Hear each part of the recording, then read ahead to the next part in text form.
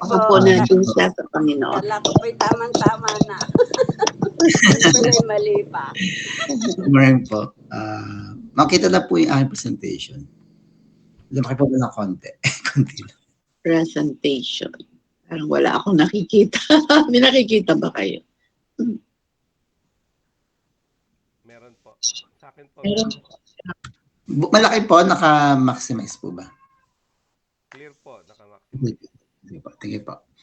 So, good morning po ulit. So, salamat po ulit, Ma'am Ludi. Salamat po sa lahat, Lord, for inviting me again to share a simple message, Lord. A simple message. So, ang i-share ko po is, isa rin po to sa season po ng CCF, Christ Mission Fellowship, ngayon sa church namin.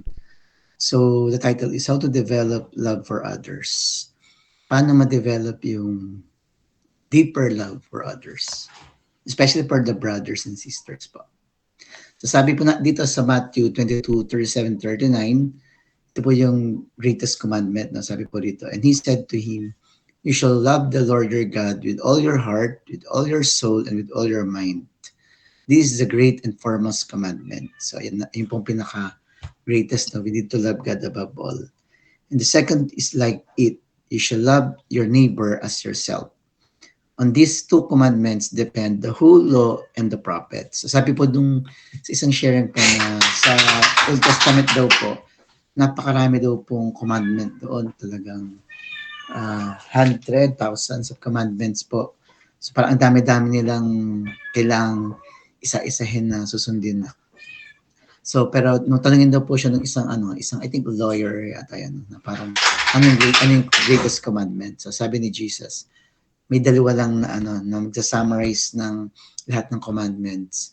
First is to love God above all, or to love God with all our heart, with all our mind, with all our strength, with all our soul, and to love others, or to love your neighbor as yourself. So yun daw po, yung pinaka-summary. So ito yung pinaka-guide sa atin na we should always remember, no, sa paglakad po natin sa araw-araw, sa pakikisalamuha sa ibang mga tao, sa katrabaho, sa kapitbahay, at kahit kanina pa man po, parang we should always remember that we should love the Lord our God with all our heart, with all our mind, with all our souls, and we should love our neighbor.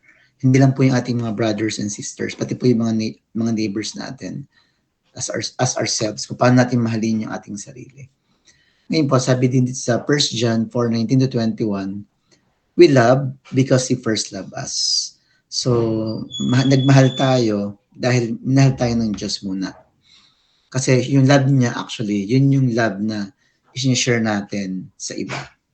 Sabi dito, whoever claims to love God, yet he hates a brother or a sister, is a liar. So sabi dito, kahit isa lang, no, hindi kailangan marami. No?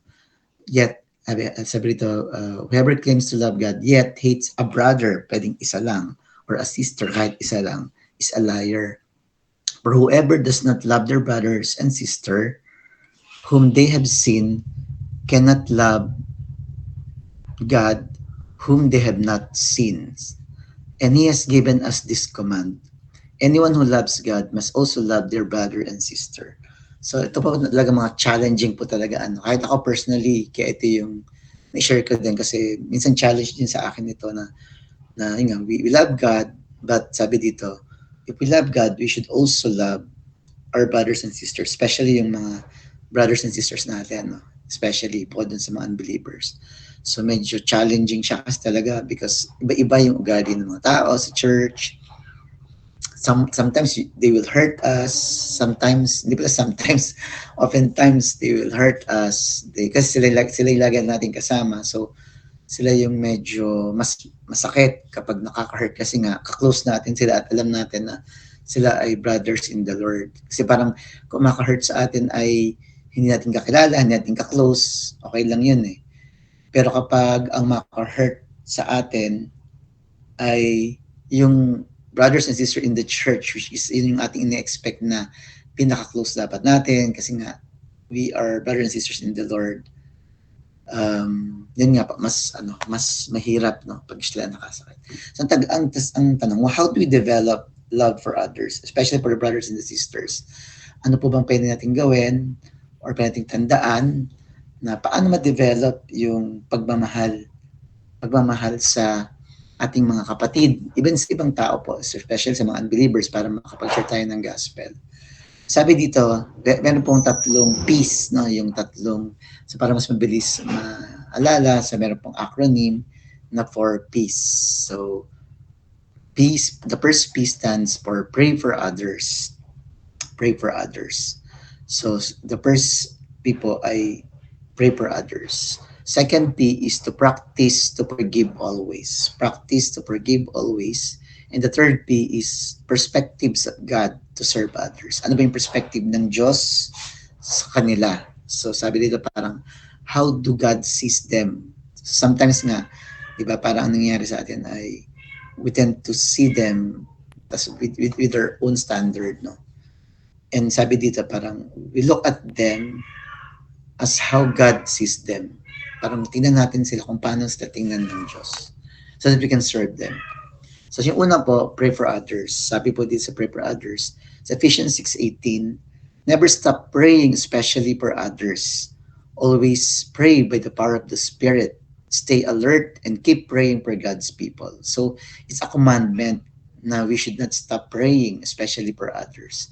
So we are created by God not just to pray for ourselves, but also, of course, to pray for others. We need to pray for ourselves, of course, para maging malakas tayo sa araw-araw, but we need to pray for others, especially lahat ng mga nakakasalamuha natin, and especially yung mga taong hindi natin kapareho o hindi natin ka-close, o especially sabi nga, di ba, pray for your enemies, love your enemies, di ba? Especially yung mga enemies, no? Kasi kung yung mga taong close sa atin, syempre mabilis silang ipag-pray, mabilis silang mahalin. Pero yung mga enemies yung mahirap, especially yung mga hindi natin gusto or ayaw sa atin, no? So we need to pray for them. How do we develop yung love for them? We need to pray for them. Ako yun yung aking personal na practice, na parang pag ako medyo na-hurt ako ng brother, ng leader, so parang kasi masakit syempre. So the best thing to do is to pray for them. Every time nagpe-pray ko sila, parang na-develop yung love for them, yung concern for them. Parang mas naging malalim yung pagmamahal ko sa kanila because I'm praying for them. So yun yung parang isang way we can develop deep love for others, especially for those na hindi natin ka-close. Siyempre kung ating pamilya yan, kung yan yung ating ka-close na brothers or sisters, madaling mag-pray para sa kanila eh. Pero yung mga, either yung mga galit sa atin, di ba si galit? Siguro yung mga hindi tayo masyadong close, or yung mga naka-hurt sa atin, especially mga naka-hurt sa atin, yun yung pag-pray lalo natin ng maayos para ma-develop yung love sa kanila. Parang yun yung isang way on how we can develop love for them, especially yung mga hindi natin ka-close, yung naka-hurt sa atin. Ano po. And then sabi dito sa ni Stormy, isang quote, sabi niya, the truth is, you always grow to love the people you pray for. That's because you develop God's heart of love for them.